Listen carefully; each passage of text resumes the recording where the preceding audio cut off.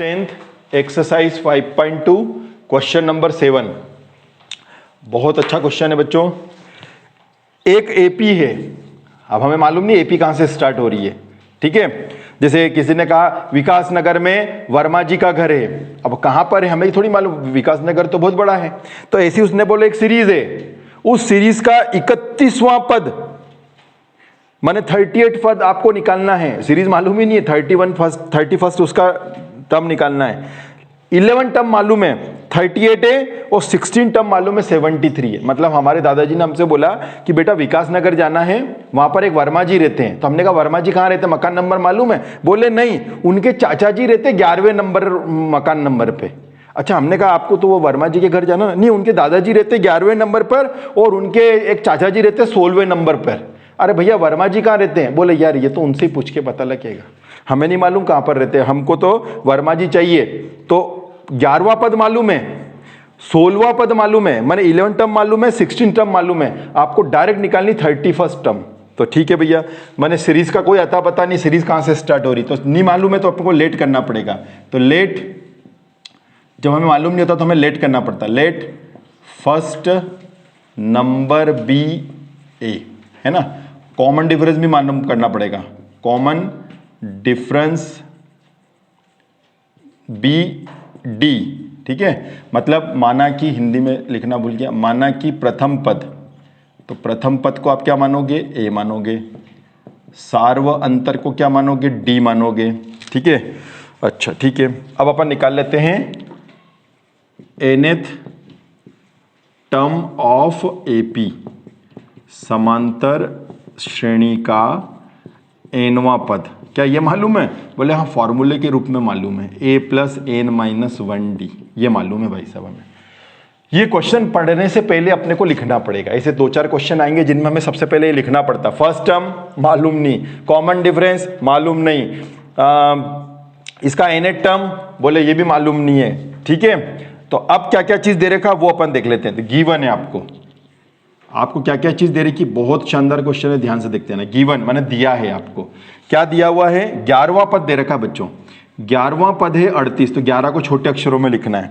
अच्छा, और 16वां पद भी दे रखा है, ये 16वां पद भी दे रखा है। कितना दे रखा है? 73, ठीक है। तो फिर फाइंड क्या करना है? तो यहां लिखते हैं टू फाइंड।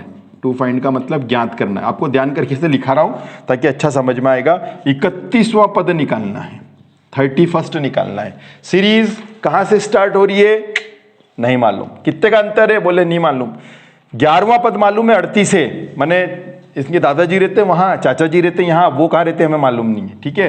तो 11वें नंबर पर 38 है, 16वें नंबर पर 73 है, 31st निकालना है। मतलब मैं आपको एक एग्जांपल देता हूं, जैसे कोई सीरीज है, एक सीरीज चल रही है, कहां से चल रही है हमें भी नहीं मालूम। मैंने एक जगह लिख दिया 38, फिर आगे गए, फिर मैंने लिख दिया 73, बस। अब आपको बताना है इसका 31st टर्म क्या होगा।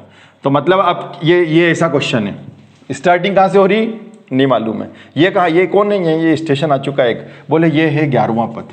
अच्छा 11वां पद है, अच्छा ठीक है, 11 टर्म है। ये कौन है? ये 16वें नंबर पर रहता है भाई साहब, ये 16 नंबर पर है, 16 टर्म है। तो फिर निकालना क्या? बोले 31st में कौन रहता है ये बताओ, यहाँ पर कौन आएगा, 31st में कौन आएगा ये आपको बताना है, ठीक है। तो अब शुरुआत करेंगे अपन कैसे, बहुत शानदार क्वेश्चन है, ध्यान से देखते जाएं। चलिए 11वां पद है ना, तो सबसे पहले अपन लिखते हैं अकॉर्डिंग टू क्वेश्चन आपको दे रखा है 11th टर्म। 11th टर्म कितना दे रखा है? 38 दे रखा है। तो चलो सीरीज लिखते हैं अपन, a + n-1d। हाँ, n की जगह क्या रखना है? क्योंकि n की वैल्यू 11, तो n की जगह तो अपन 11 रख दे। a बोले मालूम को नहीं, ठीक है। d n की जगह 11 रखना है, d बोले ये भी मालूम नहीं है। अच्छा, तो फिर करेगा कैसे? क्या 11वां पद मालूम है? हाँ बोले है ना, ये मालूम। कितना है 11वां पद? कितना है? 38, तो 38 रख दो। a ये भी मालूम नहीं है, 10d, तो भैया इससे आगे हम इसको कर नहीं सकते हैं क्योंकि ये भी अननोन है, ये भी अननोन है। This is the equation number 1, ये आ गई समीकरण नंबर 1 आपके। समझना ध्यान से, है ना। ये सब चीज पहले लिखना पड़ेगा आपको, बहुत इंपॉर्टेंट क्वेश्चन है, हो सकता है ये क्वेश्चन इस साल आ जाए, ठीक है। 11वां पद निकालना है, 38 से 16 पर 73, 31st निकालना आपको। तो n की जगह अपन ने 11 रख दिया, ठीक है। बाकी तो हमें कुछ मालूम नहीं था। अब आ जाओ वापस से अगेन अकॉर्डिंग टू क्वेश्चन, मतलब हिंदी में लिखेंगे अपन प्रश्नानुसार, और पुनः प्रश्नानुसार, पुनः प्रश्नों से। फिर क्या बोल रहा है वो, 16वां पद। अच्छा ठीक है भैया, आ जाओ 16वां पद आ जाओ। हाँ 16 पद आ गए। ए बोले मालूम नहीं है, एन की वैल्यू बोले ये तो मालूम है, डी ये भी मालूम नहीं है। अच्छा 16वां मालूम है, बोले हाँ है ना, कितना है। अच्छा यहाँ पे लिखना भूल गया मैं, तो 16वां पद है 73, यहाँ लिख देते हैं 16वां पद है 73, तो 73 रख दो। 16 में से एक गए तो 15D। क्या आगे हल कर सकते हो, this is the equation number second. ये इक्वेशन फर्स्ट आ गई, इक्वेशन सेकंड आ गई। ठीक है, इन दोनों को सॉल्व करना पड़ेगा, तब जाके ए और डी की वैल्यू आएगी, तब जाकर के फिर हम निकाल सकते हैं 31वां, क्योंकि हमें सीरीज का पहले ए और डी तो निकालना पड़ेगा। तो ये आ गया इक्वेशन नंबर 1, इक्वेशन नंबर 2।